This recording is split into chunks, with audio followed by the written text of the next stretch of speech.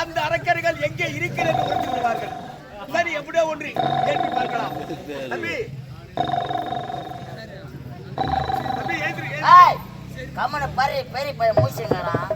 நாராயண் நாராயண் நாராயண். உலகத்திலே குடும்பசாலி நான் வந்திருப்பது யார் என்று தெரியவில்லை. பெரிய பையன் மூசிங்கிறானா. சரி, அவனை விட இவனை ஏற்றி பார்க்கலாம். தம்பி ஏந்திருப்பா ஏந்திருப்பா. ஏமா எனக்கு ஏறு வராது, முருகன் ஓட்டி போறேன் போ கம்முன்னு. உலகத்திலே விவசாயம் என்றால் இவனுக்கு தான் தாகும்.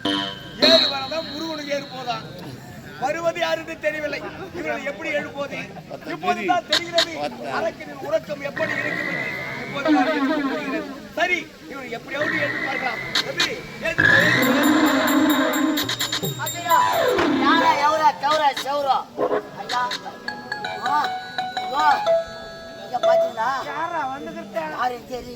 நாராயணம் நாராயணம் நாராயணம் நாராயணம் உங்க அம்மா போட்டு பீராயணம் நினைக்கிறீங்க.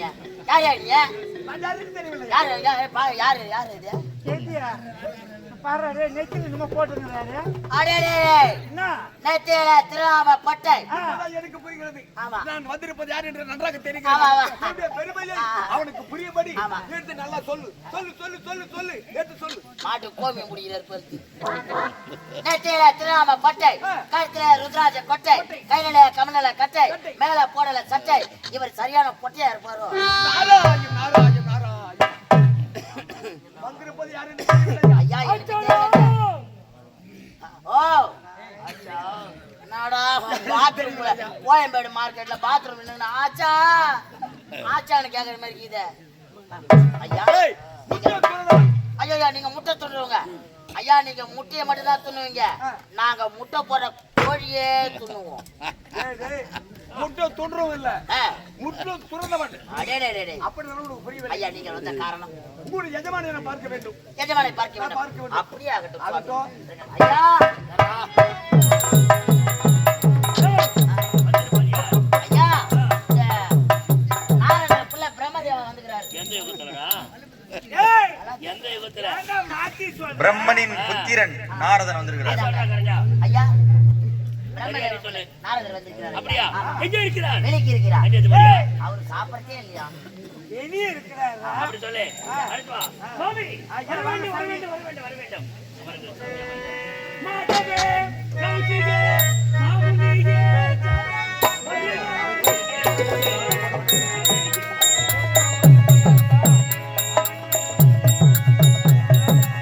மாதவே நாரதே மாமுனியே சரண் வருக வருக கிருபை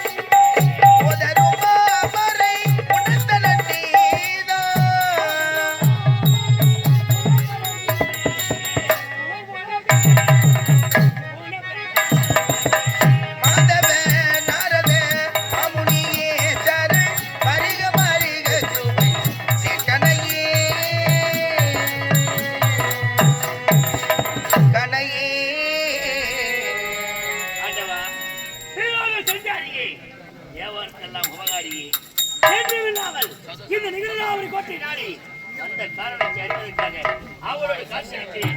அது மட்டுமல்ல எந்த பெரிய என்ன காண்பதற்காக இவ்வளவு தூரம் ஓடி வந்திருக்கிறேன். என்ன தவறு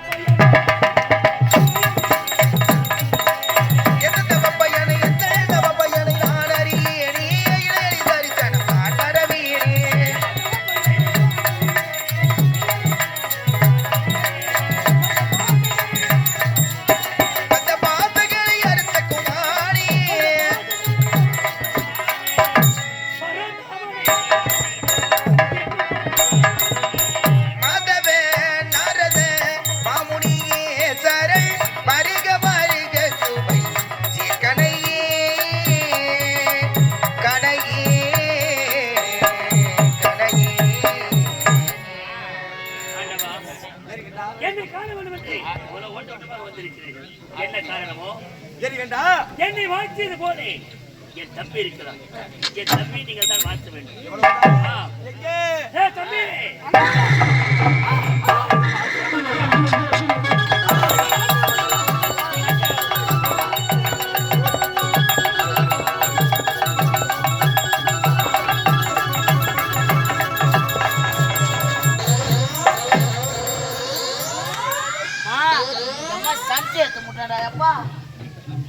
தம்பி அந்தாலும் கலகம் சென்றாலும் கலகம் நின்றாலும் கலகம் எழுந்தாலும் கலகம் இவன் செல்லும் இடமெல்லாம் கலகம். அப்பேற்பட்ட கலகத்துக்கு சொந்தக்காரர்கள் வந்திருக்கிறோம். எதற்காக? நாம் இருவரும் ஒன்றாக ஒற்றுமையோடு இருக்கின்றோம் அல்லவா? நாம் அது ஒற்றுமையை பிரிப்பது உண்டாம்.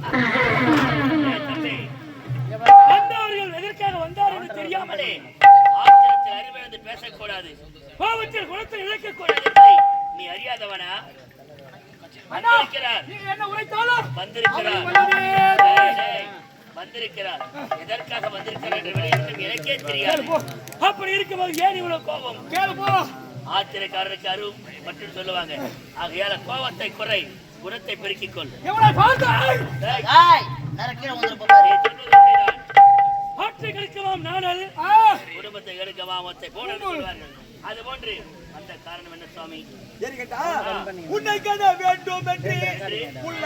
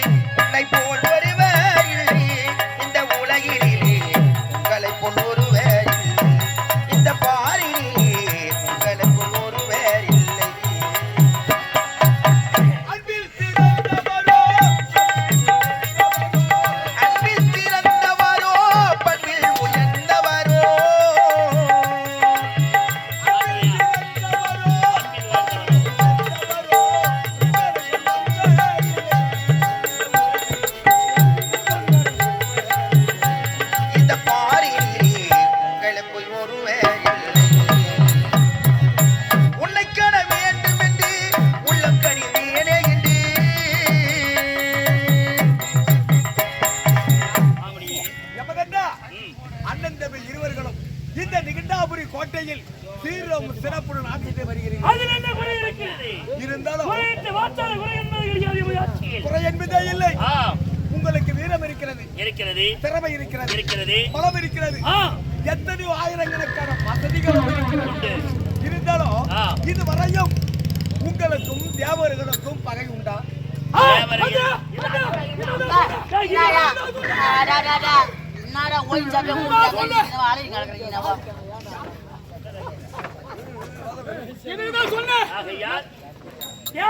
பகைக்காத காரணம் என்ன தெரியுமா? தாயாதிகள் வரம் பெற்றார்கள், வரம் பெற்று தேவரை சிறுபிடித்தார்கள். ஆகையால் மாட்டை வடித்து போனார்கள். அந்நிலை இலக்கிய தப்பிக்கு வரக்கூடாது என்பதற்காகத்தான் 33 தேவர்களாலும் சரி, அந்த 33 தேவராக இருந்தாலும் சரி, பகைக்காமல் வாழ்ந்து கொண்டிருக்கிறோம். இதனால் வரையிலும் தேவருக்கும் உங்களுக்கும் பகை இல்லாமல் வாழ்ந்து வருகிறோம். ஆனா இவ கொண்ட நேரத்தில் உலகத்தை சுற்றி வரும்போது அந்த தேவர்கள் என்ன பேச்சு கொண்டு இருக்கிறார் தெரிகிறதா? அந்த மும்மூர்த்தி தேவர் என்ன விளைத்தார்கள்? அனைத்து வீடுகளும் இருந்து ஆ. முகத்தில் ரோமம் இல்லாத பேடி பசங்க,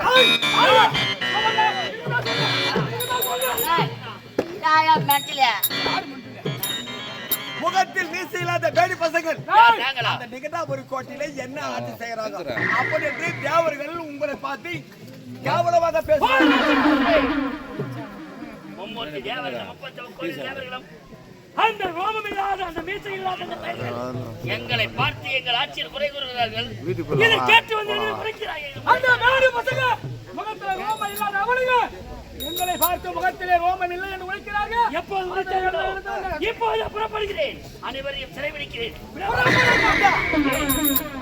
அந்த தேவர்களை சிறைப்படுத்தி சித்திரவதை செய்து சிறையில் அடைக்க துணியாக அப்போ திருவள்ளுவரை நான் இப்படி சென்றா அந்த தேவர்களை உங்களால் ஒன்றுமே செய்ய முடியாது. அப்படின்னா எப்படி செல்வது வழியை மாறும். இப்போ நீங்க அந்த தேவர்களை பழி வாங்க வேண்டும் என்றால் நீங்கள் அரிய பெரிய வரத்தை பெற வேண்டும். வரம் பெற வேண்டுமா? எப்பேற்பட்ட வரம்? எப்படிப்பட்ட வரம் தெரிகிறதா? ஆம். யாரிடம் வாங்க தெரிகிறதா? யாரிடம் கேட்க வேண்டும்? நீ வணங்குகின்றாய் அந்த மாகாளி. ஆமாம். அன்னை சக்தி மகாளி. அந்த அம்மையிடம் நீ வரம் பெற வேண்டும். என்னவென்று வரம் பெற வேண்டும்? வேகாவுடன் போகாத செல்வம். சரி. இந்த வரத்தை பெற்று வந்துவிட்டால் அந்த தேவர்களை சுலபமாக சிறைப்படுத்தி விடலாம். இந்த உலகத்தில் எவரும் பெறாத வரங்கள். காகா வரம், வேகாவுடன் போகாத செல்வம், கூடு விட்டு கூடு பாய்தல், மோடி வைப்பது, மோடி இழப்பது, அது போன்று மாய வரங்களை பெற வேண்டும். இவ்வளவுதானே? அப்படி வரத்தை பெற்றுவிட்டால் தேவர்களை சுலபமாக சிறைப்படுத்தி விடலாம். அவர்கள் அனைவரும் எங்களை கடுமையாகி விடுவார்கள். உண்மைதான். அப்படிதானே? நீ உரைத்தவர்களும் இப்போது புறப்படுகிறேன். அன்னை மாகாளை பார்க்கிறேன், வரத்தை பெறுகிறேன், பிறகு வந்து உன்னை சந்திக்கிறேன். நீ புறப்படு.